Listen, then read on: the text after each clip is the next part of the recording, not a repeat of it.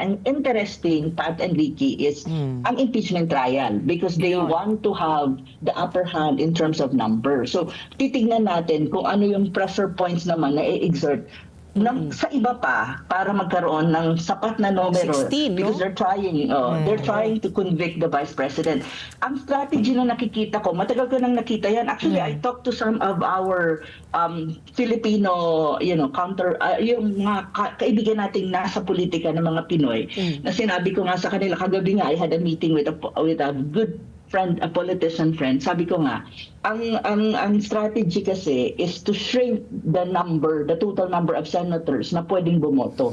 Tapos pag shrink mo yan, tas two-thirds vote, shrink din. So madali mong maabot yung number na kailangan nila to convict the vice president. Yan ang strategy. Kaya nga ngayon, di ba, sabi nyo kanina sa news nyo, mayroon na daw si Representative Paulo Duterte, oo na parang ICC warrant of arrest, pero wala pa namang nilalabas. Hindi lang yon. I think hindi lang yon. May mga pressure points pa na the moment na mag-start ang impeachment trial at pupunta tayo dun sa butuhan. Kasi ganun talaga ang strategy nila. Ngayon they're trying to say na 23 na lang. Kasi wala si Senator diba? Boto. Oo, 23 na lang. Si Jingo is already prevented suspension. So, magsishrink pa yan, 22.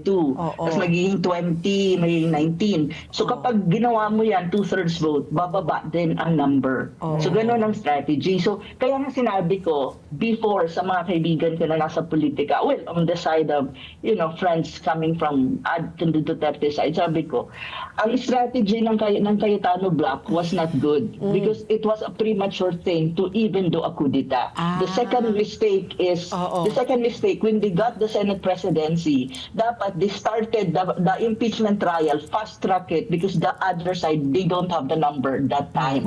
Now, what happened is they prioritize they prioritize the hearing on flood control, which is for me is really good because it's important. However, they tried to delay the impeachment trial. Ang problema, kasi ngayon, you give the other side the time to regroup. So when they regroup, they will try to find the numbers that they're trying to have to convict the vice president.